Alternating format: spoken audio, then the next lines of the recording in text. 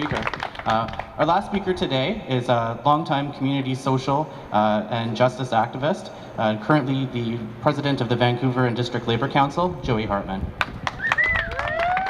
Thanks, Jamie, and thanks to all of you for being here this afternoon. When I was elected as the president of the VDLC about a year and a half ago, I made a pledge that no workers in need in our jurisdiction would go without the support and the solidarity of the Vancouver District Labour Council. So my participation here today is part of that pledge. But let me tell you that the 115 unions that belong to the Vancouver District Labour Council, representing about 60,000 members, who are also a lot of the same people Irene talks about with the BC Federation of Labour, really understand solidarity and are so pleased that the action is happening at the Coast Guard today, because we're very much an activist-based Labour Council as well. Our Young Workers Committee have t-shirts that say that ideas without action equals zero or equals nothing, because if we don't actually put our mouth, our money, and our actions behind the things that we believe in, then we aren't able to create the change that collective action can really empower us to do. So, you know, it's really important that the action here, the actions going on across the country, as well as the Coast Guard today. And I wish I could have been there. I was actually given the opportunity, but I'd made the commitment to speak here today, and I was told I had to do 24 hours or nothing. But somehow Irene got a day pass, so I'm very, it's all about who you know. So, you know, at the Labour Council we meet every month, and we often take positions in support of workers' rights, strong public services, and improving the lives of all Canadians, whether they belong to a union or not. For us, the Labour movement goes well beyond holding a union card. And so we are so proud to be with you here today and to say how much we appreciate the work that you do, and to let you know that you're never alone in your struggle against fighting these cuts. Alliance members know better than I all of the specific impacts, but I just wanted to mention a few that I think are pretty important, because I know we've had some already, but I'll just add to the list. You know, the environment impact. We're hearing about the very real possibility that they're still going to force a pipeline and have tanker traffic carrying oil down our coast. And with 43% cuts to the Canadian Environmental Assessment Agency, the gutting of regulations around environmental controls, and the gagging of the scientists who know really the best information about these things, how can we have any confidence in any kind of assurances that we're not going to be in trouble there? And when there is an oil spill, or many oil spills, as are inevitable, what kind of containment and cleanup can we expect when the emergency disaster response team has been cut by $3.8 million and moved so far away that they can't actually connect with where the issue is? How about food safety? I mean, what is more fundamental to the theme of we are all affected? I mean, I guess there may be still a few breatharians around, but I haven't heard of anybody for a long time. So as far as I know, we still need to all eat some food and drink some water on a pretty regular basis. And I want to know, and I'm sure you do too, that our food and our water is safe for our consumption. And when we don't have that assurance, and we know so many, especially Aboriginal communities in Canada, that don't have potable water, that's a national disgrace. And we should be improving that situation, not going in a regressive step. Parks Canada. I spent a lot of my time in August in Banff and Jasper, and it was really noticeable since the last time I was there how much those parks are not being taken care of. And we talked to Parks Canada staff who said it's terrible, and they felt so bad about the inability for them to maintain the park in a way that was to the standard that they felt proud of anymore. So the park, the campgrounds were littered, park benches and picnic tables were broken, and the level of staffing was clearly reduced, and it shows. And small communities who depend on those parks and on the national treasures and monuments also are going to suffer, because people come to those things because they are known to be pristine and beautiful and natural.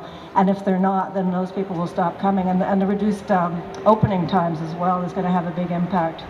And then these things, you know, a lot of them are direct cuts to federal services, but there's also a downloading of costs onto the provinces, and the provinces then download onto the municipalities. So we're going to feel it at every level. But you know, we talk about the money a lot, but it's also about the people. And when they talk about the money from Flaherty's point of view and from the Harper government point of view, they make it sound like it's an austerity program because we're out of money. But that's not true, and we all know that. There's a lot of money in Canada, but it's being hoarded and maintained by the banks and by the rich corporations and by very wealthy individuals. And the gap that is existing and widening in Canada is something that we all need to care about.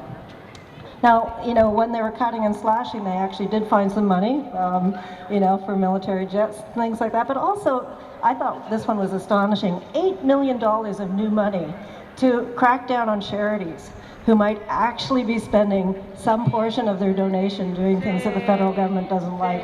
What a chill that puts on the charitable and NGO community across this country. So they've accused money laundering to pay for activities by environmental groups funded by, quote, foreign radicals. So when we start using that kind of inflammatory language, you know, it's just to shut people down. So these so-called austerity measures, if it's not about money, what is it about?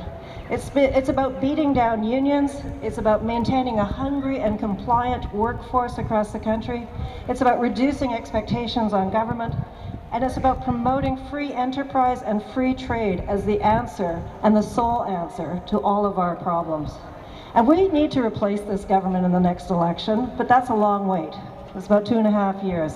So in the meantime, we don't just rely on electoral politics. I'm a firm believer in using my vote, but I'm also a firm believer in using every day between elections to be political, because the personal is political, and political choices affect every day of our life.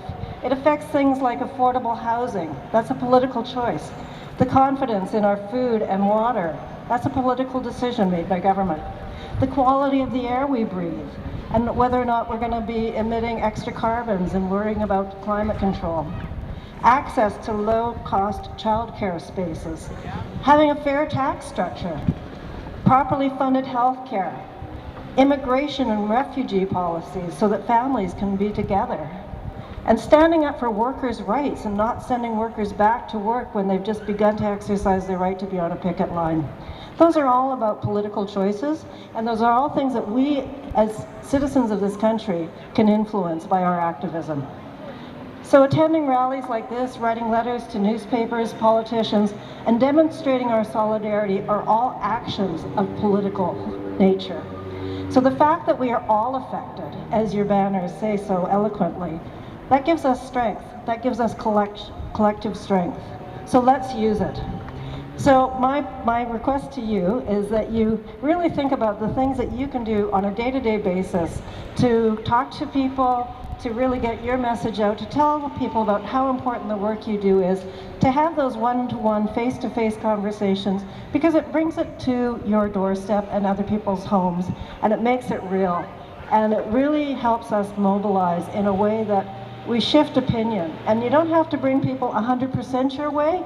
You can bring a lot of people a little bit towards your position, and the accumulative effect of that is more than you could imagine. So I also ask that, you know, we talked earlier about solidarity.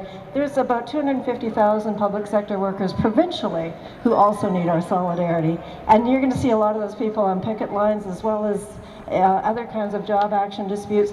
I hope that we want their solidarity for you, and we want you to show your solidarity for them. And there's nothing more buoying when you're on a picket line sometimes and you feel all alone than when somebody stops and walks with you and honks and waves and all that kind of stuff. It's really huge. So I hope that they are there. You know, we are here for you today, and I hope that you'll also take that opportunity going forward. And I also hope that a bunch of you will come down at 4:30 to Grandview Park to be ready to greet the occupiers as they come out at 5 o'clock this afternoon. Thank you so much for being here. Thanks. Thank you, Joey.